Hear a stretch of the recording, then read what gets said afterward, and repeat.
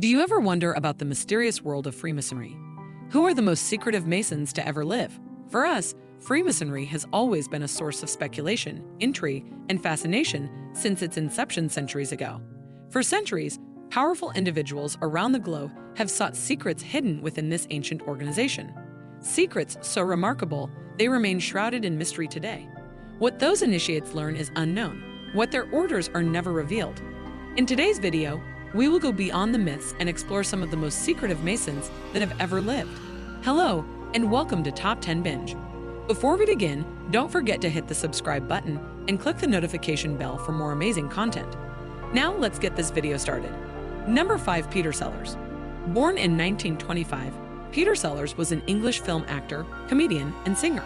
He was on the BBC radio comedy show The Goon Show, and his many movie roles, including Inspector Clouseau in the Pink Panther movies, made him famous all over the world. Sellers became a Freemason in the same London lodge as his father, Chelsea Lodge No. 3098, on July 16, 1948.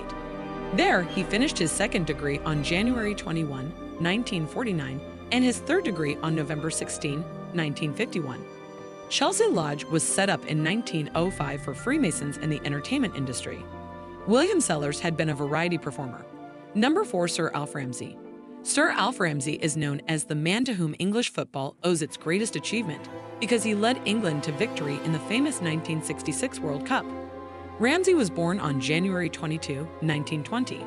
As manager of England from 1963 to 1974, he led the team to victory in the famous 1966 World Cup, beating West Germany 4-2 in the final. In 1967, he was given a knighthood for his services to football. He was made a member of Waltham Abbey Lodge No. 2750 in Essex in 1953, just before he stopped playing sports. He stayed a member for almost 30 years, but because of health problems, he had to quit his job as a football manager and leave the lodge in 1981. When his widow gave his regalia to the lodge, it was put in a frame and hung on the wall of the Masonic Hall he went to in Chingford. Number 3. Arthur Conan Doyle. Arthur Conan Doyle was a Scottish writer who was born on May 22, 1859. He is best known as the creator of the detective Sherlock Holmes. He went to study at the University of Edinburgh's Medical School, where he earned the Bachelor of Medicine and Master of Surgery degrees. As a medical student, Conan Doyle was very impressed by how well his professor, Dr. Joseph Bell, could notice the smallest details about a patient's condition. Sherlock Holmes, a fictional detective created by Conan Doyle, was based on this way of figuring out what's wrong. Sherlock Holmes first appeared in A Study in Scarlet. The success of the book led Conan Doyle to write more stories about the detective. Conan Doyle was very good at writing nonfiction, including military books like The Great Boer War and the British Campaign in France and Flanders. Conan Doyle joined Phoenix Lodge No. 257 in Portsmouth in 1887, and he left the lodge in 1889. He rejoined the same lodge in 1902 and stayed a member until 1911. You might not know this, but some of the scenes for the 2009 Sherlock Holmes movie starring Robert Downey Jr. and Jude Law were shot at the United Grand Lodge of England's headquarters in London, which is called Freemasons' Hall. Number 2. Rudyard Kipling. Rudyard Kipling was well known for his poems and novels, like The Jungle Book. He was given the Nobel Prize in Literature in 1907. He was born in India in 1865, and he later lived in the UK. Kipling was initiated into the Lodge of Hope and Perseverance No. 782 in Lahore in 1886, when he was 20 years old. He was appointed right away as the lodge's secretary because, as a young journalist, he owned a typewriter. He then joined the Lodge of Independence with Philanthropy No. 391 in Allahabad.